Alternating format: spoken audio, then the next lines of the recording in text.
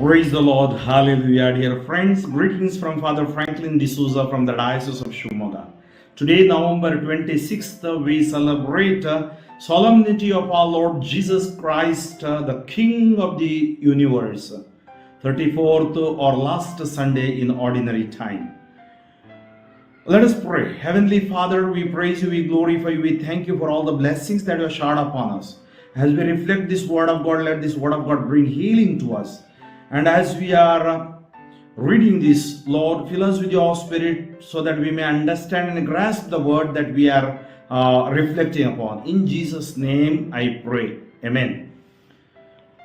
A reading from the prophet Ezekiel, chapter 34, verses 11 to 12, 15 to 17.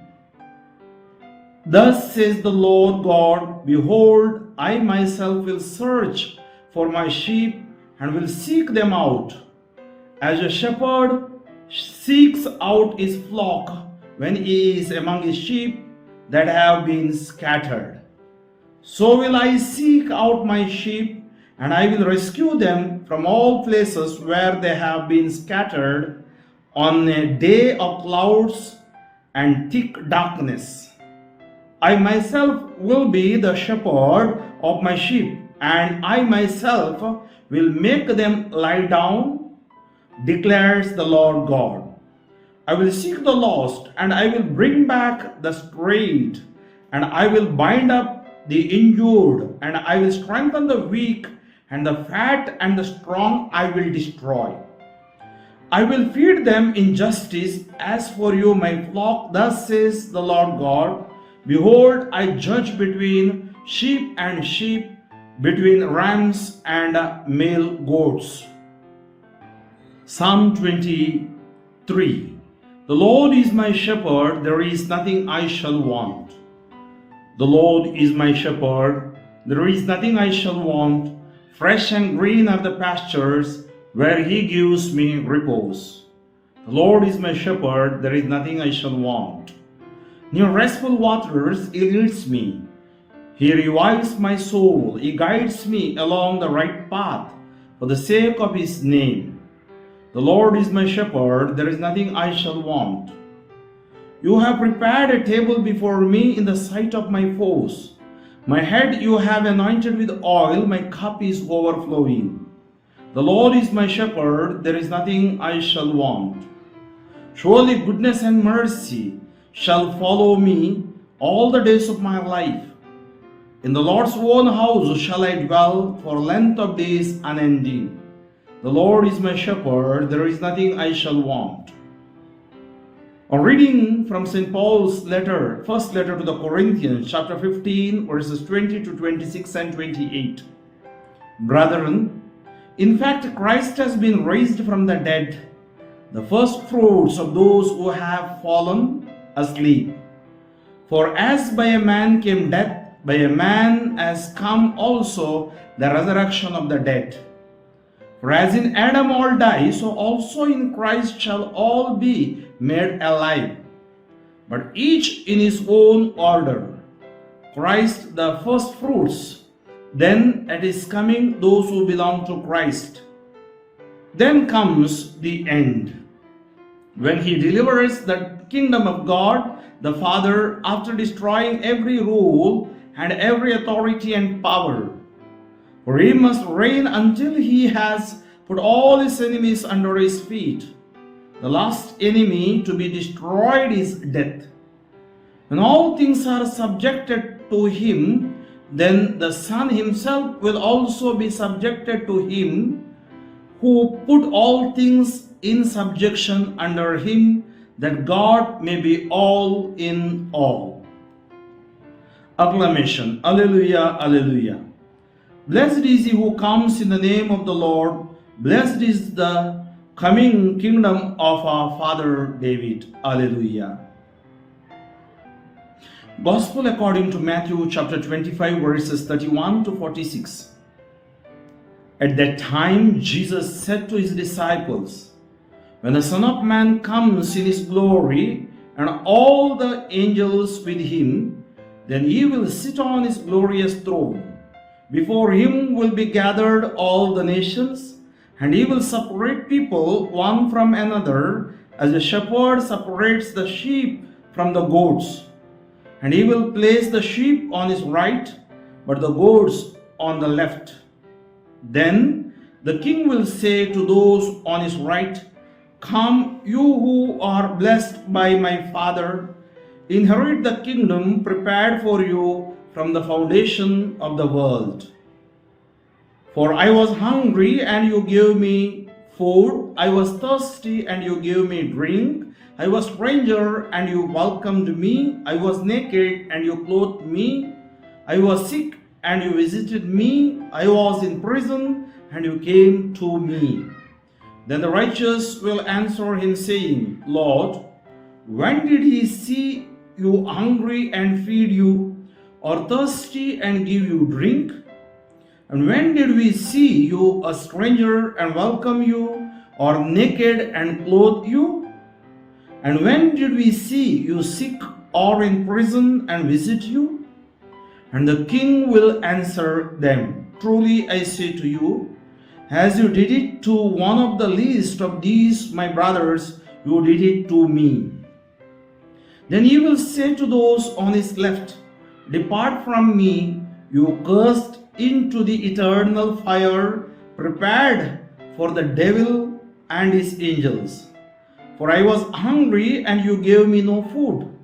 I was thirsty and you gave me no drink. I was a stranger and you did not welcome me, naked and you did not clothe me, sick and in prison and you did not visit me." Then they also will answer, saying, "Lord, when did we see you hungry or thirsty or a stranger or naked or sick or in prison and did not minister to you?" Then he will answer them, saying, "Truly I say to you, as you did not do it to one of the least of these, you did not do it to me." And these will go away into eternal punishment, but the righteous into eternal life. Jesus Christ, priest, prophet, and king.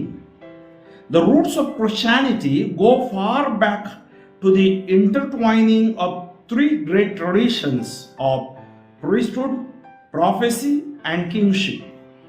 All three are very strong in the Old Testament, and all three appear again in the New Testament. But somewhere along the way, we seem to have lost both the prophetic and the priestly threads. Perhaps it happened when Christianity got into bed with the empire under Constantine in 313 AD. Bishops were suddenly princes of the church and lived in palaces, far removed from many assemblies in the catacombs. And so we celebrate today the feast of the Christ the King. We need to set our excitement within the framework of what Jesus replied when Pilate asked him if he was king. He implied that he was a king, but added that his kingdom was not of this world. The three readings today help us to understand what it means to be a true king. It is about shepherding, about gathering, about nurturing, about protecting. And there is a paradoxical application in the lives of the subjects. What we do to and for others, we do to and for our king. Our king is not remote and above, he is imminent among with. Truly, Jesus' kingship is not of this world. It is our greatest privilege to serve such king as Jesus. Heavenly Father, I praise and glorify thy name. You promise us that you will take care of us in the first reading. You will take care of us and you will destroy those who are not in the way. Maybe they are gone away with their own pride, because of their pride. and those people will have their own destruction. But you give us the instruction today how our end will be, how our judgment will be. In the second reading, it is very clear that through Adam the sin came, and through Jesus we are being saved. And the kingdom, glory, power is yours, Lord, and you will give it back to the Father, and for that we are waiting. And in the gospel, as you showed us how we have to live a life, it is not only enough preaching, but it is also we need to reach out others, those who are poor, downtrodden in the society. There are times we have been failed, Lord. As we celebrate the feast of your kingship, your kingship is not the kingship like the kingship of the world. You never lived in a palace, you came from a manger. You never wanted a glory, but God has given you glory. Today, Lord, help us to reach out others with compassionate heart. Help us to lead a good life in the community, in the family, in the places wherever we are around the globe. Help us to increase our faith and prayer life. Help us to strengthen our faith. Help us to strengthen ourselves in your love. Our minds, our thoughts, and Lord, you can change and transform them. We are lost in the world. We are lost in the bad habits. We are lost sometimes in the sin. You came to save us, Lord. Today, as we celebrate this feast, I pray for my people around the globe, that every continent, every knee shall bow, every tongue confess that Jesus Christ is the Lord.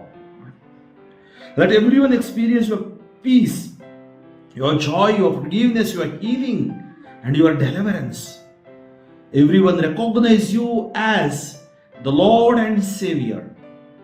Remove the ignorance, open the hearts and minds of the people through the scriptures. O Holy Spirit, help us. We ask this through Christ our Lord. Amen. May you receive the power of Jesus.